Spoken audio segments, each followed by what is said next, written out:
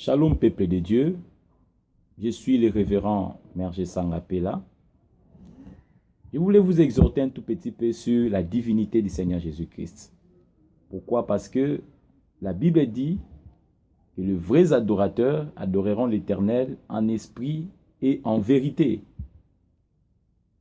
En esprit, nous n'avons un seul esprit que le Seigneur nous a donné, c'est le Saint-Esprit.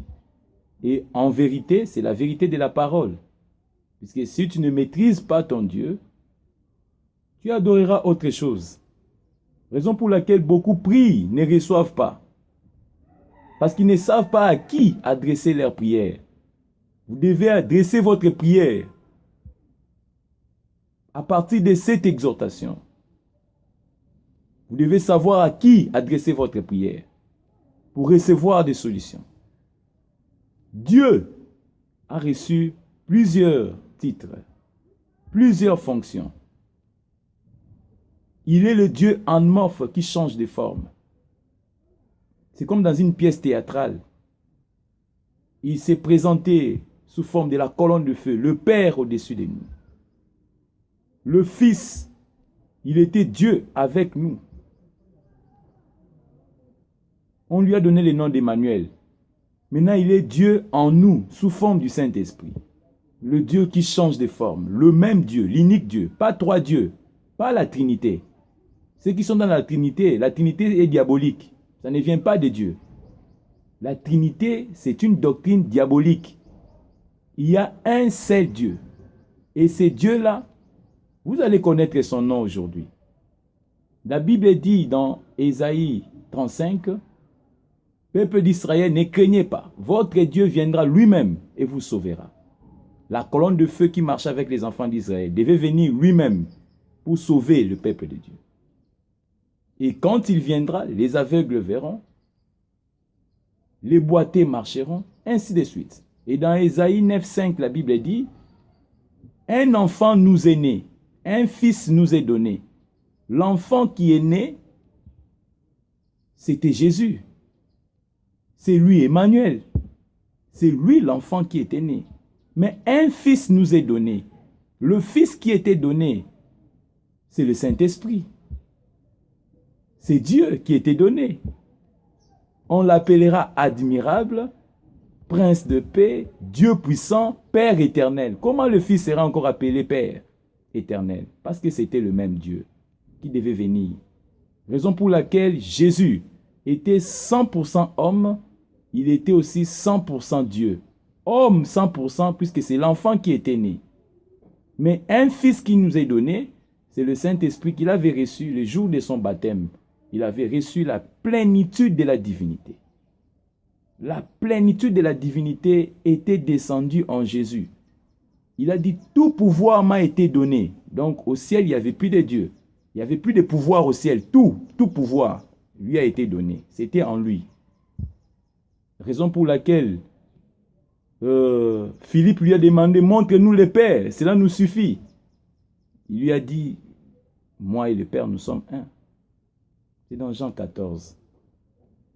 Moi et le Père, nous sommes un. Celui qui m'a vu a vu le Père, puisque tout était en lui. Il était 100% Dieu.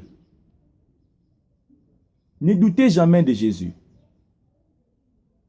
Puisque la Bible dit, dans Acte 4, 12, que Jésus a reçu, le nom de Jésus, c'est le seul nom humain de Dieu. Il a reçu plusieurs titres, plusieurs fonctions, plusieurs noms, même les noms rédempteurs. Jéhovah Jireh, les 7 noms rédempteurs. Ce sont des titres, ce sont des fonctions, ce sont ses attributs. Mais il a reçu un seul nom humain. C'est le nom de Jésus. Et ce nom-là est significatif.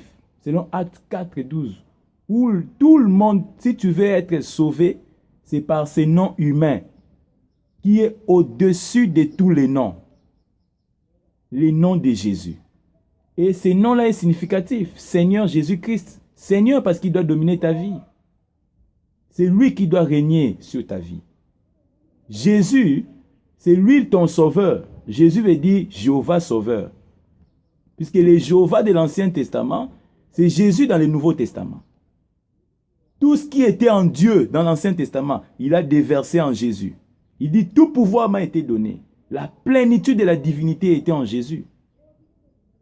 C'est le seul corps qui pouvait contenir la plénitude de la divinité. Parce qu'il était né hors commun. Il n'était pas né comme nous.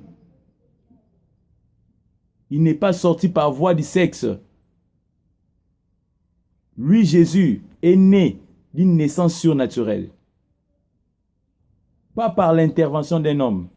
Il était le deuxième Adam. Le premier Adam était venu sans intervention d'un homme. Et le second Adam aussi est venu sans intervention d'un homme. C'est Jésus-Christ. Il n'y a pas de troisième Adam. Ça n'existe pas, cette histoire. C'est diabolique.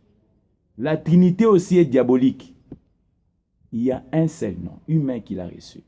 Le nom de Jésus.